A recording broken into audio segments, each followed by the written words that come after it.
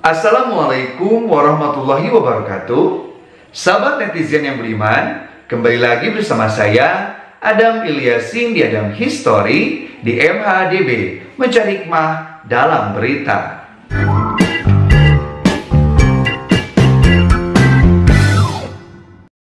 Oke, sebelum tonton video ini, jangan lupa untuk like, share videonya, serta subscribe channel Adam History, karena subscribe itu gratis. Postingan video Lesti Kejora jadi bahan pembicaraan di dunia maya.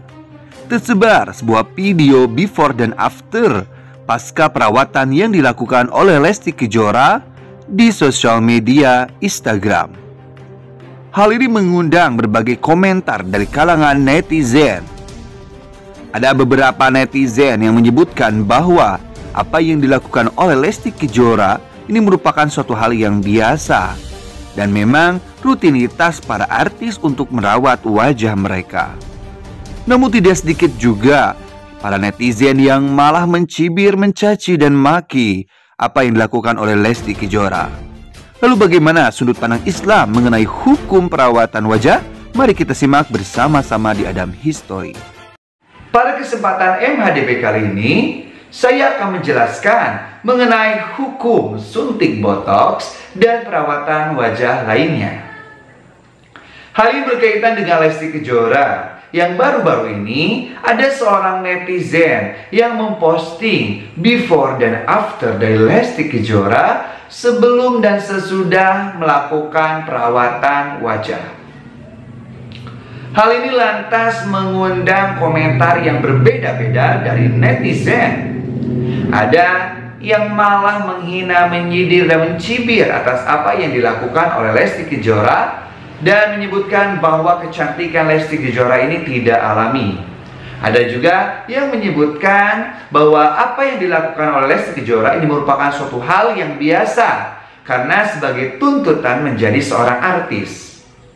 Lalu bagaimana sudut pandang Islam melihat perawatan yang selalu dilakukan oleh artis? Perawatan yang memang selalu menjadi rutinan dilakukan oleh Lesti Kejora. Apakah dalam Islam itu diperbolehkan atau tidak? Mari kita simak bersama-sama. Oke, yang pertama yang harus kita ketahui bahwa Rasulullah SAW pernah bersabda, Innallaha thayyibun yuhibbut thayyibat. Bahwasanya sungguhnya Allah itu adalah yang baik. Allah itu adalah suatu kebaikan dan keindahan. Dan Allah pun mencintai yang baik dan yang indah. Dari hadis ini kita dapat mengerti bahwa Allah itu sangat mencintai hal-hal yang baik. Dan Allah memerintahkan umatnya untuk selalu melakukan hal yang baik. Allah itu indah dan menyukai hal-hal yang indah. Maka Allah pun menyarankan kepada umat untuk selalu mengindahkan dirinya, mengindahkan lingkungannya. Lalu timbul pertanyaan, kalau Allah itu mencintai hal yang baik dan hal yang indah, mengapa Allah itu tidak menciptakan secara sekaligus semuanya baik ataupun segalanya langsung indah aja? Kenapa harus ada yang baik dan ada yang tidak baik? Kenapa harus ada yang indah dan ada juga yang tidak indah? Nah, ini kita harus mengetahui bahwasanya segala sesuatu itu atas kehendak Allah Subhanahu wa Ta'ala. Baik dan tidaknya, indah dan tidaknya itu bukan ukuran manusia, tetapi ukuran Allah Subhanahu wa Ta'ala. Sedangkan ukuran Allah, baik dan indah itu bukan berkaitan dengan rupa, bukan berkaitan dengan warna kulit, dan bukan berkaitan dengan fisik. Akan tetapi baik dan indah menurut Allah itu suatu hal yang memang berbeda dengan apa yang dirasakan ataupun yang dimengerti oleh umat manusia. Tetapi yang perlu kita ketahui bahwa ketika kita diciptakan oleh Allah Subhanahu wa Ta'ala dalam keadaan di mana keadaan ini adalah keadaan yang mungkin dirasa oleh umat manusia sebagai keadaan yang kurang beruntung. Misalkan kita itu memiliki kulit hitam, kita itu menjadi orang yang miskin, kita itu dijadikan orang, Allah ciptakan menjadi orang yang memang jauh dari kata sempurna. Nah, sebenarnya bukan berarti Allah itu tega kepada kita menciptakan manusia ini, kok kenapa aku diciptakan kulit hitam sedangkan mereka dijadikan kulit putih. Sebenarnya dalam segala takdir yang Allah berikan itu ada hikmahnya. Nah, kalau kita diciptakan kulit hitam, hikmahnya apa? Kalau kita diciptakan dari orang pendek, hikmahnya apa? Jangan selalu mencari kekurangan dalam diri kita, tetapi carilah hikmah, hal yang lebih yang bisa kita dapatkan dari takdir Allah Subhanahu wa Ta'ala. Lalu, ketika kita diciptakan menjadi orang hitam, apakah kita harus dalam keadaan seperti ini saja? Ketika kita dididik orang miskin, apakah kita harus menjadi orang miskin seterusnya? Tentu tidak. Allah Subhanahu wa Ta'ala kembali lagi menyarankan untuk umatnya untuk selalu mengejar hal-hal yang baik. Fastabiqul khairat. Artinya berlomba-lomba dalam hal yang baik, hal yang positif. Maka ketika kita itu diciptakan jadi manusia yang memang berkekurangan, bukan berarti kita itu harus selalu miskin. Allah memerintahkan, memberikan tawaran untuk umat manusia agar berusaha mencapai apa yang segala manusia ini inginkan. Kalau ingin putih, kita harus berusaha menjadi orang yang berkulit putih. Kalau kita ingin cantik, maka berusahalah menjadi pribadi yang cantik dengan paras yang cantik. Kalau kita ingin menjadi orang kaya, maka berusahalah menjadi orang yang kaya. Makanya kata Allah, Innallaha la yughayyiru ma biqaumin hatta yughayyiru ma bi anfusihim. Allah tidak akan merubah keadaan sebuah kaum kecuali kaumnya itu ada usaha dan berusaha. Artinya di sini Allah memerintahkan kita untuk berusaha ketika kita memiliki keinginan. Kalau ingin cantik, ya kita harus perawatan. Kalau ingin kaya, kita harus kerja. Kalau kita ingin menjadi orang yang disukai orang lain, ya kita harus berusaha menjadi pribadi yang disukai orang lain, gitu. Nah, apa yang dilakukan oleh Lesti adalah sebuah bentuk usaha untuk menjadi orang yang cantik. Dan berusaha menjadi orang yang cantik ini bukan suatu hal yang negatif. Karena apa yang dilakukan oleh Lesti ini bukan disebut dengan merubah zatiah secara yang selalu diartikan oleh yang lainnya. Oh, ini merubah ciptaan Allah, kehendak Allah. Dan tidak ada tidak setiap merubah apa yang Allah ciptakan itu adalah sebuah yang dilarang.